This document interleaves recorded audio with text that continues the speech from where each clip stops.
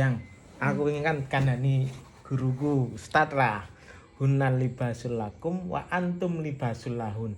Istri itu pakaian suami dan suami pakaian istri, ngono yang. Dadi awake dhewe kudu saling melengkapi. Oh, ngono. Paham kan? Ya. Oke, kandhani se bojoku nek diomongi genah-genah ngono ala paham aja lali tuku.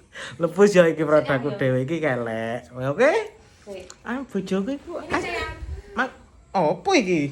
Lah iku masuk sampean ngomongno, bajune sampean kan wis tau tak gawe. Heeh. Dadi saiki sampean gawe ya bajuku.